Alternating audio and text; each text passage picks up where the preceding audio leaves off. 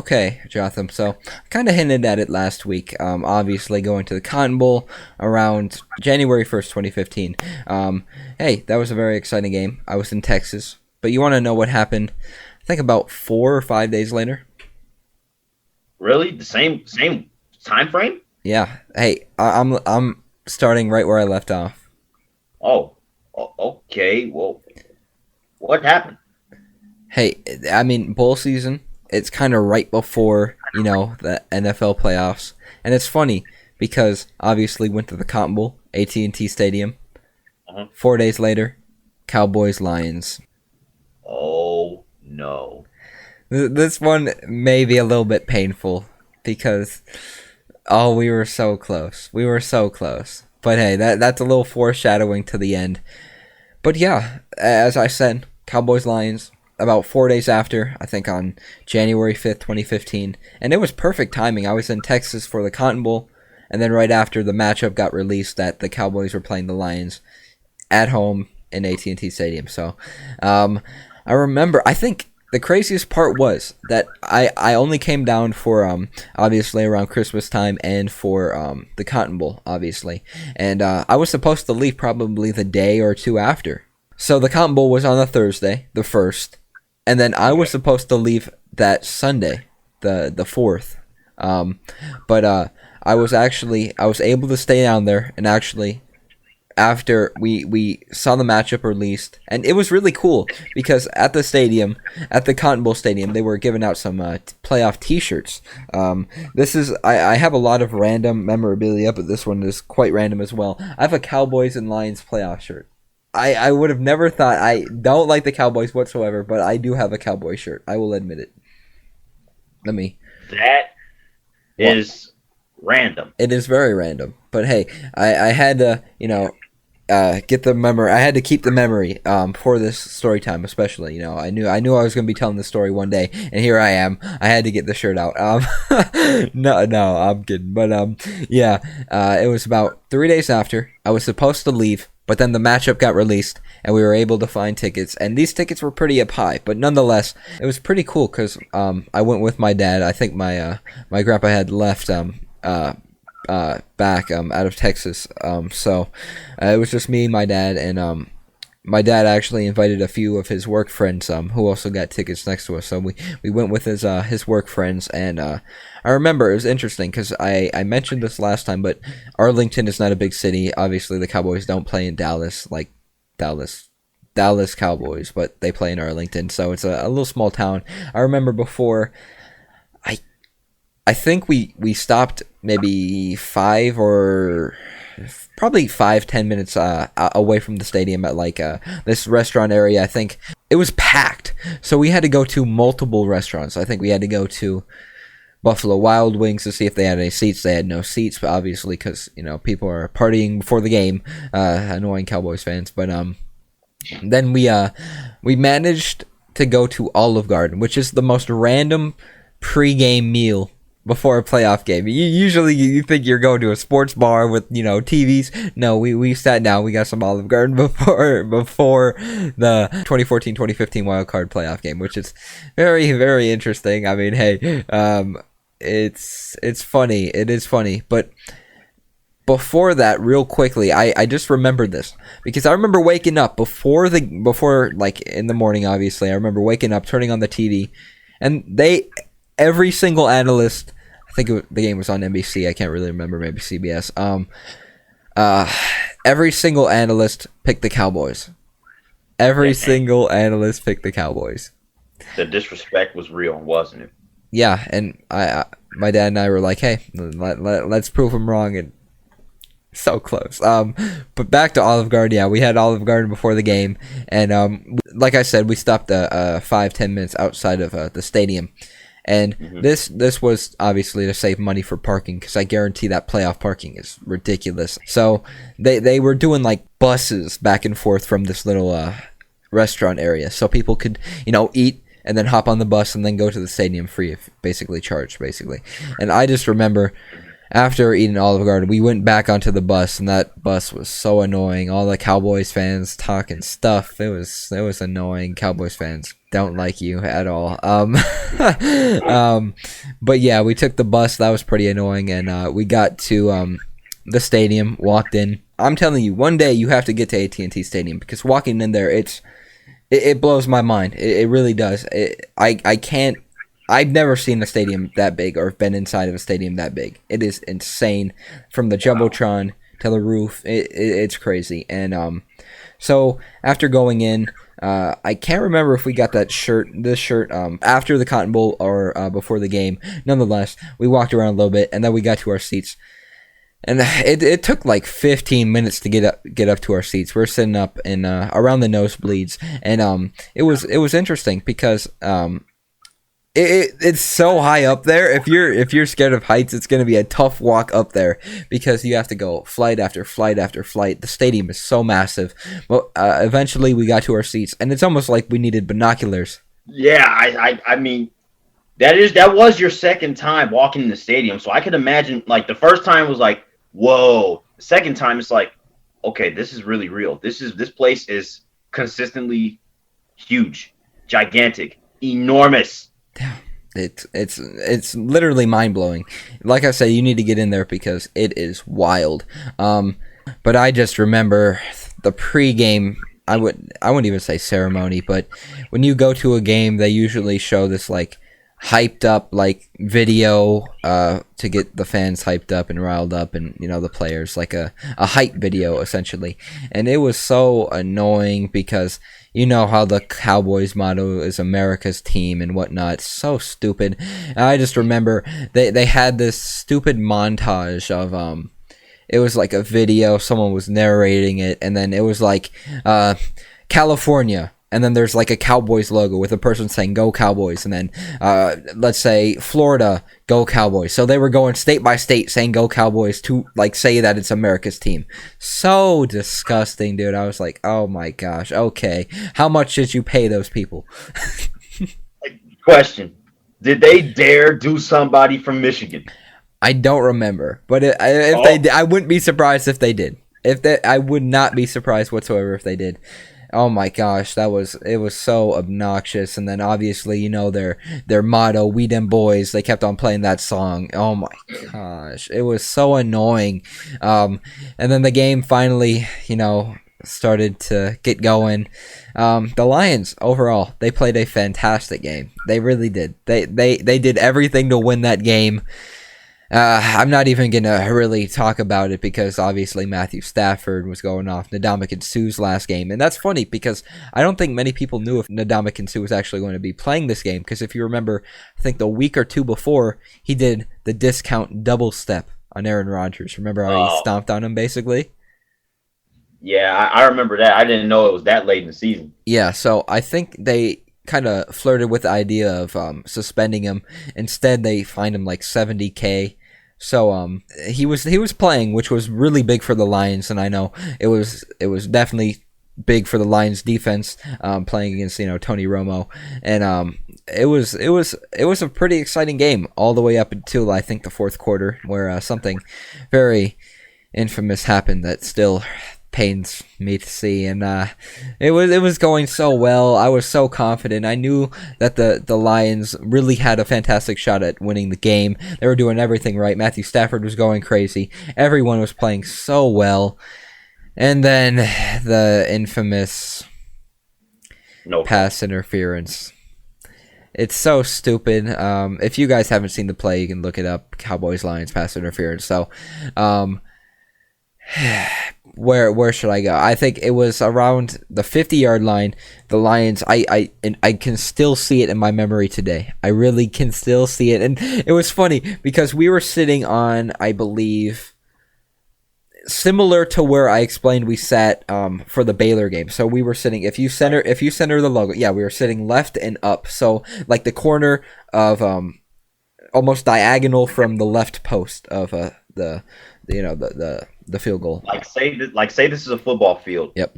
Are you talking like go down, and the bottom corner, right? And the end zone is on that right end. Oh, okay. Yeah, so we were sitting there. So the Lions were driving down to the opposite end. So we were watching basically Matthew Stafford throwing towards that end zone. So we were behind him, right? Okay, So so the Lions were driving away from you. yes, and we had the perfect angle of it too. And Matthew Stafford, he was going up for a pass, I think around the 50-yard line, threw it down to maybe like the 35, 40, maybe even 25. I can't remember. I don't care to remember either. And then I believe it was Hitchens, who plays for the Kansas City Chiefs, who has played a really, really big role in their defense this season, Hitchens. And maybe it was to Pettigrew. I can't remember who the throw was to, but I remember Hitchens, instead of playing defense, he decided to run full force into the wide receiver. Head not even turned around to the ball. Clear pass interference. And they called pass interference, which would have set up. Yes, there was. They threw the flag, and it was clear pass interference. Everyone in the entire stadium knew it was pass interference. The Lions fans going crazy. My dad and I going crazy. And then, what happens for the Lions in the refs fiasco? The refs decided to pick up the flag and say there's no pass interference, and that's not even it. You know what else that they should have flagged? After they called pass interference, Dez Bryant came on the field without a helmet, not even in the game. The defense is on the field for the Cowboys, and Dez Bryant comes on the field without a helmet to argue with the ref. No penalty for that either. So not only do the Lions get screwed by no pass interference, now they have the ball at the 50-yard line, right? And they have to punt it away. And after that, the entire game goes downhill. It really does. The entire game just went downhill for the Lions. The Lions ultimately ended up punting, and then the Cowboys came down the field. And this is where it gets ridiculous. This is why I say I absolutely hate Cowboys fans and any Texas fans for that matter, because what happened was the Cowboys fan in front of us, what he decided to do. He decided, I think he was probably wearing a Dez Bryant jersey, but what he did, he took off his jersey, right? He took off his jersey while the Cowboys were, I think, on the 5-yard line. He took off his jersey, turned around, faced towards us, with the jersey in our faces, and he said, oh, we're going to score, I don't even need to watch. Eventually they scored, but how disrespectful is that? Dude took off his jersey, showed it to us, and didn't even watch the game. That's sad, bro. That is. Did he show it? Did he put it in your face or your dad's face or whoever? We were sitting next to each other, so it was basically like in the middle. He was like, turned around, didn't even face towards the field. He's like, "Oh, we're gonna score." Dang, that's disrespect. Okay, see, there's boundaries to. Now, me personally, I'm a nice guy. I'll have sympathy for other fans. But I know there's people that are absolutely just heartless and ruthless with their sports teams. And like you said with Cowboys fans, holding up a jersey in front of a kid. So obnoxious. I was 10 years old. 10 years old. Just a kid. Oh, my goodness. How low do you got to go to do that to a kid? It's like, welcome to the NFL, little one. Like, bro, ridiculous. That's why I dislike Cowboys fans. And then ultimately, Tony Romo drove down the field, and they ended up scoring basically the game-winning touchdown. And the Lions lose a heartbreaker off of a terrible call, a terrible pass interference, no call. It hurts so much because they initially called it pass interference, rightfully, and then they pick up the flag saying no pass interference. And I remember that. I still can picture that in my mind today, that pass interference, and then them picking up the flag, and then announcing to the entire stadium that there was no flag on the play, and then the entire stadium goes wild, and that ends up with the Cowboys winning. But the week before, I was crying tears of joy. The week after, dude, I was so sad. I was crying in the stands, dude. My 10-year-old self was so sad that I just witnessed the Lions lose when they should have won. They should have won. They had it. And they end up blowing it. And that's why I dislike refs.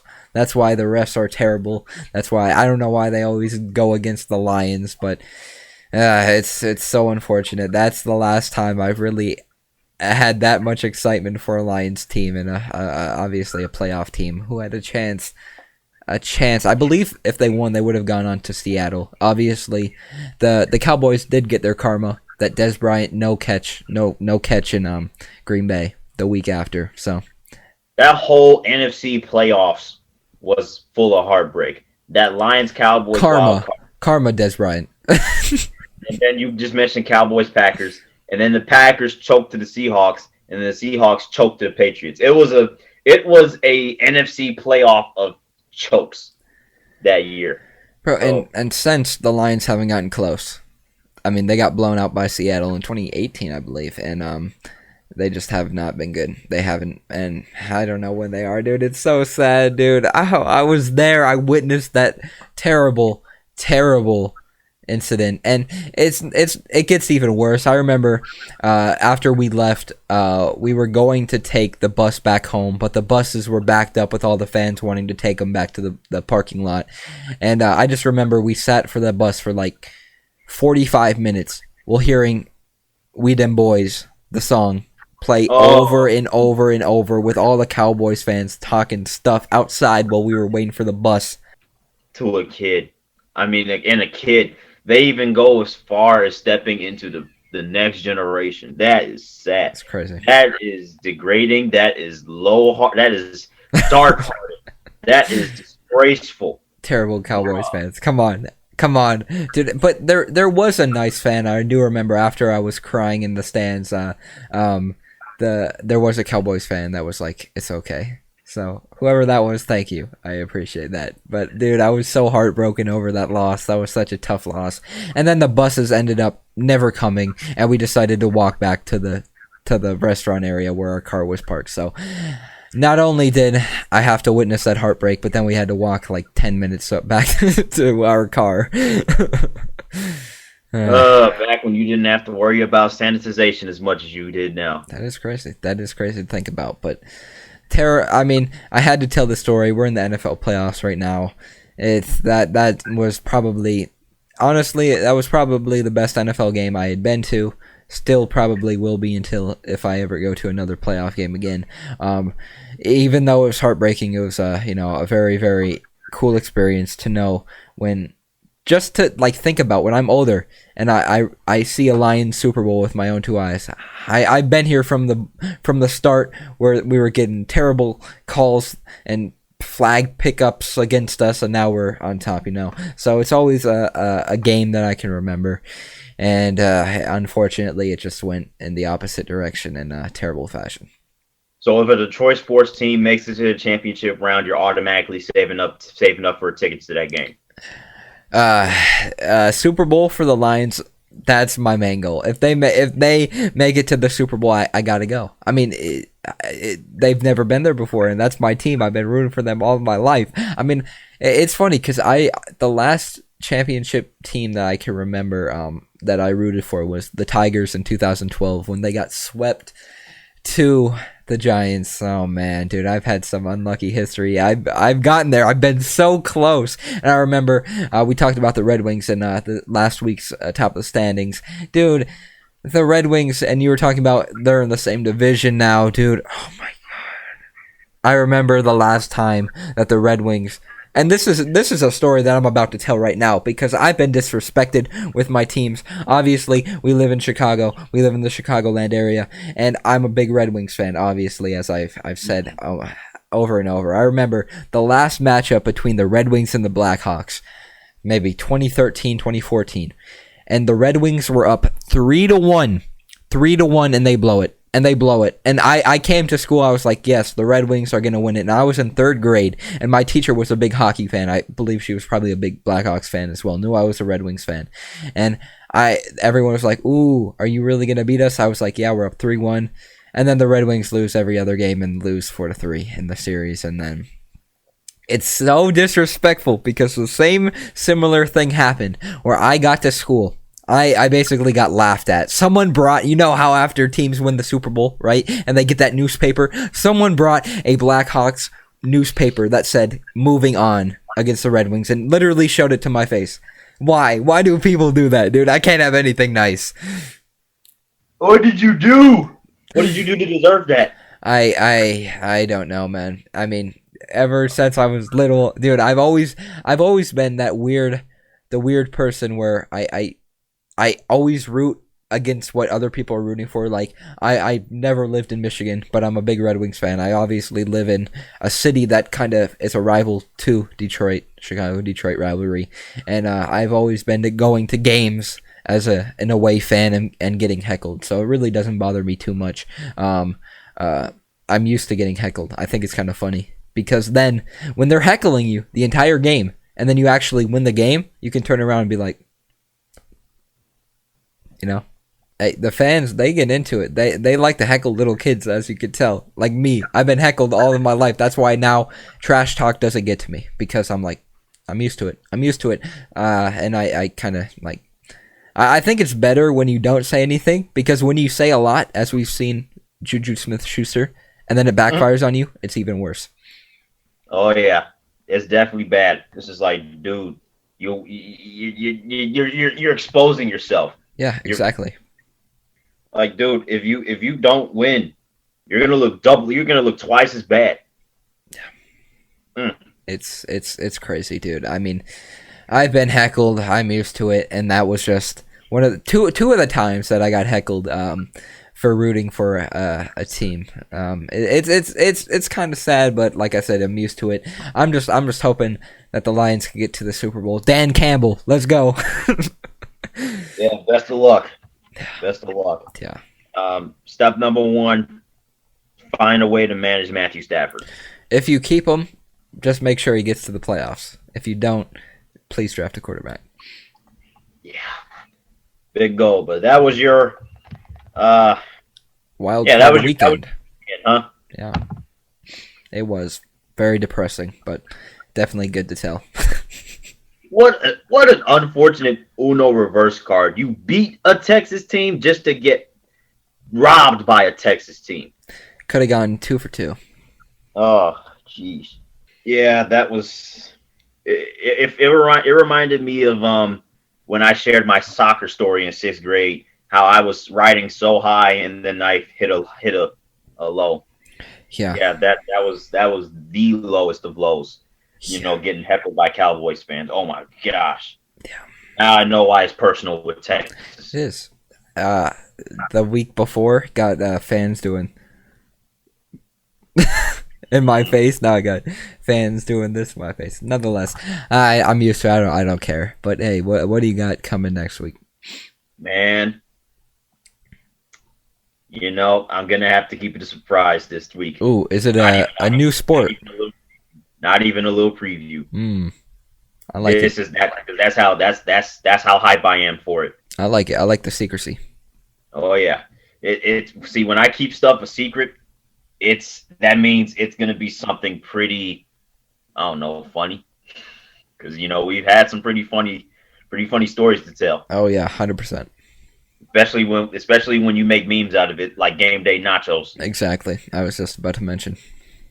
And then there was another thing we said. I forgot. I'm going to go back and think about it. But yeah, there's definitely a lot to it. But yeah, if you guys enjoyed Andrew's story time, give us that 1, 2, 3, 4, 5-star rating on Apple Podcasts, Google Podcasts, or any other device that you're using to stream Top of the Standings. Give us a like, comment, subscribe if you're watching on YouTube, and give us that follow on Instagram, Twitter, and Facebook, the Big 3.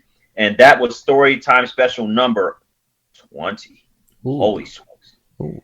All right, we'll see you guys next week for Top of the Standings and another story time special. Peace.